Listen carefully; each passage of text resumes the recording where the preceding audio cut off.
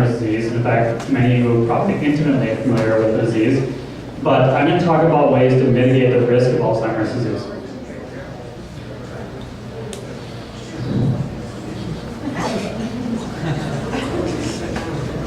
Alzheimer's disease is the leading form of dementia in the United States. It affects 5 million people in the United States and 35 million people worldwide.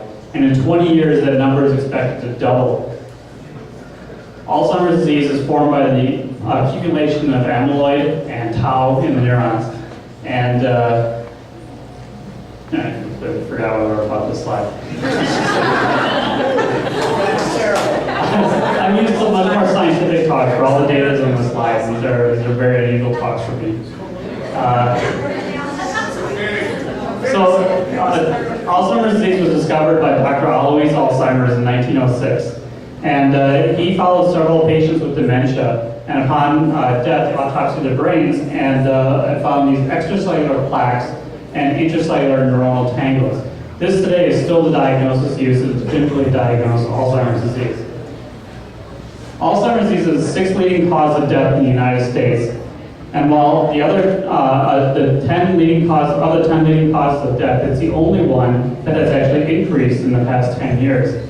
And it's the only one that we do not have a cure or a treatment for at this point.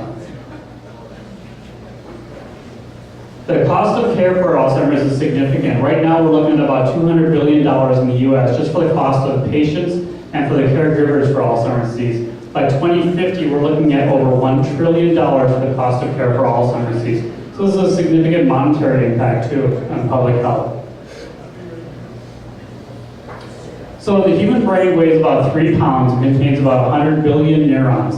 And those neurons contain 100 trillion connections. Alzheimer's disease is a progressive form of dementia that begins with increasing memory loss and leads to a loss of critical executive functions in the cortex. This is what your brain looks like on a normal, healthy brain, and this is what your brain looks like on Alzheimer's, basically.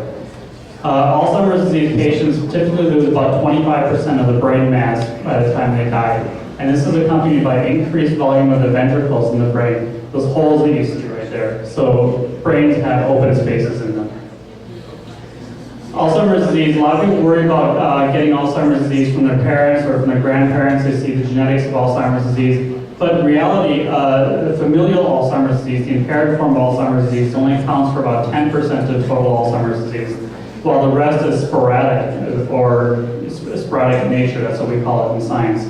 And typical causes for this are probably environmental factors, pesticides, chemicals in the environment. The fact is we don't know what causes 90% of Alzheimer's cases that we see in the lab. Mercury in my teeth. Aluminum. No, aluminum does not cause Alzheimer's disease, actually. Mercury. Soda cans. IPA.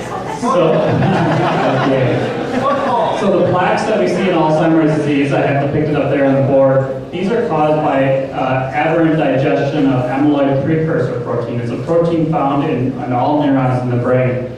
And this is digested by a number of different enzymes and proteins, which forms these small molecules called amyloid beta or A-beta. These small A-beta molecules form together to form oligomers, fibrils, and eventually plaques, kind of like the polymerization that you see in chemical reactions. And it's these oligomers and polymers, or plaques, that cause death of the neurons in the brain. This leads to the death of the patient. So what can you do about Alzheimer's disease? And this is where I'm going to change gears a little bit here again too. I'm going to talk about a few things that you can do to mitigate the risk of Alzheimer's disease. These include exercise, cultural improvement, and of course alcohol, beer, and red wine. So recent studies in mice in the lab where we put the mice in culturally enriched environments, which you see in the upper right corner there, or we give them exercise wheels, which you see in the lower part there. These mice have shown increased neurogenesis or increased birth of new neurons in the brain. And this leads to decreased levels of A-beta, the plaque-forming protein, and increased memory, actually. The mice actually learn better. A recent study in humans that was published in the Journal of Neurology corroborated this, where an investigator took 2 groups of humans, patients, elderly patients, and put them into different groups. One group exercised regularly, the other group basically sat around and watched TV. This was self-monitored. And what they found was that the group of patients that exercised regularly, they saw an increase in the memory portion of the brain and a decreased incidence of Alzheimer's disease. Another thing we can do to reduce the risk of Alzheimer's disease or incidence of Alzheimer's disease is red wine. There it is, red wine. The molecule important in red wine is called resveratrol, which is diagrammed up in the upper right corner there. A lot of you have probably heard of resveratrol. You can get as a supplement in different stores, but it's actually the active ingredient in red wine, which is much more delicious to take. So investigators have found that mice that were treated with resveratrol or actually fed red wine showed decreased accumulation of A beta and increased memory. And this was actually also shown in human beings too, where there was a 50% decrease in the incidence of Alzheimer's disease in patients that self-reported that they drank alcohol on a regular basis as opposed to teetotalers. Beer is another risk factor that you can use to stop Alzheimer's disease, basically. And actually alcohol in general. Moderate drinkers have shown reduced incidence of Alzheimer's disease and increased memory and increased decision making. And I mean, who knew, alcohol?